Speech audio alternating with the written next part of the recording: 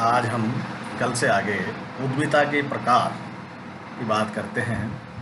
तो उद्यमिता के प्रकारों की बात करें तो लगभग उद्यमिता के कई प्रकार होते हैं, जिसमें इसमें हम सामान्य 6 प्रकार से अध्ययन करेंगे या अन्य मिला के 7 प्रकार से। तो सबसे पहले लेते हैं स्वामित्व के उद्यमिता के प्रकारों में सबसे पहले पूंजी के आधार पर, स्वामित्व के आधार पर। अगला है विकास या परिवर्तन के प्रति दृष्टिकोण के आधार पर। अगले बात करें स्थायीकरण के आधार पर। नंबर 4 बात करें आकार के आधार पर यानी साइज। आगे बात करें उद्यमिता उद्यमशील और साहसिक कार्य के आधार पर। और आगे बात करें नेतृत्व के आधार पर, एक नवाचार के आधार पर और एक अन्य आधार पर। लगभग ये 7 आधारों में इसे बांट के इसका अध्ययन करते हैं। तो सर्वप्रथम हम लेते हैं पूंजी स्वामित्व के आधार पर। जैसा नाम से ही लग रहा है कि सब पैसे की पूंजी के आधार पर है, तो पूंजी के आधार पर सबसे पहला लेंगे तो निजी उद्यमिता यानी प्राइवेट एंटरप्रेन्योरशिप की बात करें तो इससे आशय है कि जब व्यक्ति या व्यक्तियों का समूह निजी क्षेत्र के व्यवसाय प्रारंभ करते हैं, जोखिम उठाते हैं, नवाचार नव परिवर्तन करते हैं, तो उसे निजी उद्यमिता कहा जाता है। इसमें ऐसे उद्यमियों का जो मुख्य उद्देश्य है व्यक्तिगत लाभ कमाना होता है। इस प्रकार उद्यमियों का विकास पूंजीवादी देशों में निजी साहस के कारण हुआ है, जैसे इंग्लैंड, अमेरिका, जापान, फ्रांस आदि।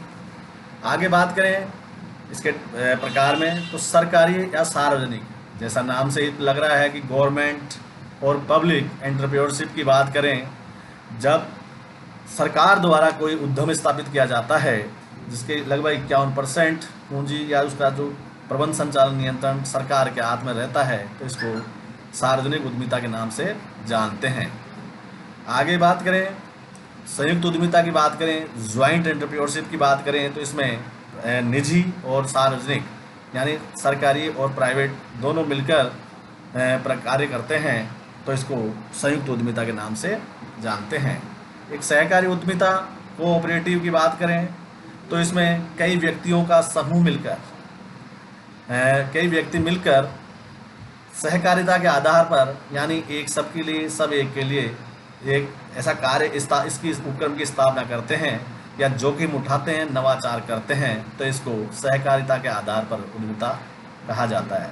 ऐसे ही बात करें विकास या परिवर्तन के दृष्टिकोण के आधार पर, तो इसमें सबसे पहले लेंगे कि परंपरागत, इसमें बांट के बात करें तो परंपरागत, जैसा कि परंपरागत जो पुराने ज़माने से ही जब करें कि उपक्रम में वस्तुओं का उत्पादन परंपरागत प्रणाली के आधार पर होता है, जिसमें परिवर्तनों की गति बहुत धीमी या होती नहीं है, नाम मात्र की होती है, ना अनुसंधान और ना विकास कार्यों पर कोई ध्यान नहीं दिया जाता, तो ऐसे को बोलते हैं परंपरागत उद्यमिता, जिसमें जो चल रहा है जैसा ठीक है। अगर आधुनिक की बात करें, आधुनिक या क्रांतिकारी उद्यमिता की बात करें, तो इसके अंदर जो नवाचार की बात होती है या अनुसंधान रिसर्च पे जोर दिया जाता है कि कम से कम लागत पर अधिक से अधिक मुनाफा कमा लिया जाए, तो ये बात होती है आधुनिक, जिसमें नवाचार की बात होती है। ऐसे ही बात करें आगे स्थायीकरण के आधार पर उद्यमिता on the base of localise, इसमें केंद्रीकरण और विकेंद्रीकरण 2 भागों में बांटा गया है। केंद्रीकरण का मतलब सेंट्रलाइजेशन की बात करें एंटरप्रेन्योरशिप की, जहां आधारभूत सुविधाएं जैसे जल विद्युत, सड़क यातायात एवं संदेश वाहन आदि की उपलब्धि उपयुक्त स्थिति एवं पहले से ही स्थापित इकाइयों की प्रवृत्ति के कारण अधिकांश उपक्रम एक ही स्थान पर या क्षेत्र पर स्थापित हो जाते हैं। इसे केंद्रीकृत उद्यमिता के नाम से जाना जाता है। और अगर बात करें विकेंद्रीकरण की बात करें, डिसेंट्रलाइजेशन की, तो जब उद्यमियों द्वारा देश के विभिन्न स्थानों, भागों या क्षेत्रों या भौगोलिक स्थानों पर उपक्रम की स्थापना की जाती है, यानी जहां उद्योग धंधे नहीं है, ऐसी स्थिति जहां स्थापित किए जाते हैं, इसको बोलते हैं विकेंद्रीकरण की बात करते हैं। ऐसे ही बात करें आकार on the base of size, तो सीधी सी बात है लघु और वृहद, इसको 2 भागों में बांटा जा सकता है। स्मॉल एंटरप्रेन्योरशिप की बात करें जिस उद्यम के अंदर उत्पादन प्रणाली सरल होती है, कम पूंजी की आवश्यकता या का विनियोग करते हैं, आवश्यकता होती है, श्रमिकों की संख्या कम होती है, आकार छोटा होता है, तो ये लघु उद्यमिता कहलाती है। और वृहद उद्यमिता की बात करें, लार्ज एंटरप्रेन्योरशिप की बात करें, तो लघु उद्यमिता के जो विपरीत, यानी यूँ कहें कि जहाँ आदमियों की आवश्यकता कम होती है, पैसों की आवश्यकता कम होती है, वो तो लघु में, जहाँ ज़्यादा होती है, जहाँ उत्पादन ज़्यादा होता है, उसको बोलते हैं आप वृहद उद्यमिता की बात करें। ऐसे ही बात करें, उद्यमशील और साहसिक कार्यों के आधार पर on the base of entrepreneurial functional की बात करें, तो इसमें नैतिक यानी रूटीन के जो हैं, पहला नंबर है रूटीन की बात करें। एंटरप्रेन्योरशिप नैतिक उद्यमिता का अभिप्राय व्यवसाय के उन प्रबंधकीय कार्यों जैसे नियोजन, संगठन, समन्वय, निर्देशन, अभिप्रेरण एवं नियंत्रण आदि से संबंधित है, जो दैनिक और नित्य यानी प्रतिदिन के कार्यों के आवश्यक अंग होते हैं, उसको बोलते हैं अपन नित्य उद्यमिता की बात। और ऐसे ही नवीन उद्यमिता की बात करें, न्यू टाइप ऑफ एंटरप्रेन्योरशिप की बात करें, कि नवीन या नव उद्यमिता का अभिप्राय नव परिवर्तनकारी सृजनशील उद्यमियों से है।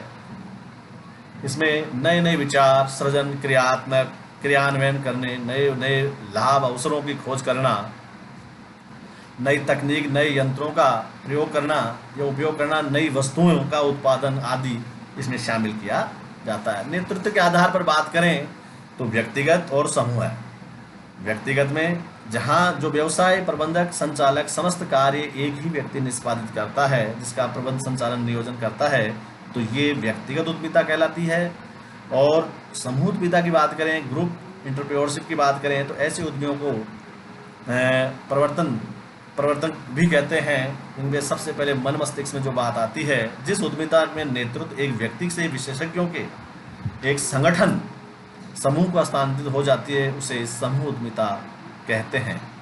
अगर बात करें नवाचार कार्यों के आधार पर on the basis of innovations functions की बात करें, तो नवाचार उद्यमिता इनोवेटिंग एंटरप्रेन्योरशिप की बात करें, तो उद्यमिता से आशय नवाचार का अतिशीघ्र परीक्षण करना, आकर्षित संभावनाओं को व्यवहारिक रूप देने का प्रयत्न करते हैं। इसी को नवाचार कई प्रकार से हो सकते हैं। कम लागत पर नवाचार, ऐसे ही मांग के सृजन करने वाले नवाचार, नई वस्तु, किस्म, आकार, डिजाइन आदि।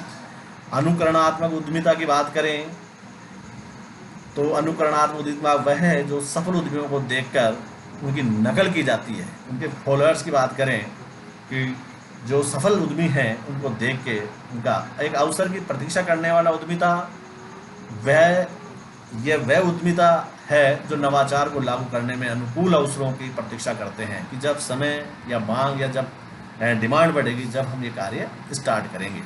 निष्क्रिय उद्यमिता देखिए बात करें तो ये उद्यमिता वैसी होती है जहाँ उत्पादन सूत्रों किसी प्रकार रद्दोबदल, कोई चेंज नहीं, नो परिवर्तन की गुंजाइश, ना कोई नवाचार की बात करते हैं, तो ऐसे उद्यमिता को निष्क्रिय उद्यमिता के नाम से भी जानते हैं। अदर बेसिस, अन्य आधारों पर अगर बात करें तो शहरी और ग्रामीण उद्यमिता की बात करें, जब उद्यमिता का विकास बड़े बड़े शहरों जैसे मुंबई, अहमदाबाद, कानपुर, कोलकाता, चेन्नई, कलकत्ता आदि तक सीमित होता है, इसे शहरी उद्यमिता कहा जाता है।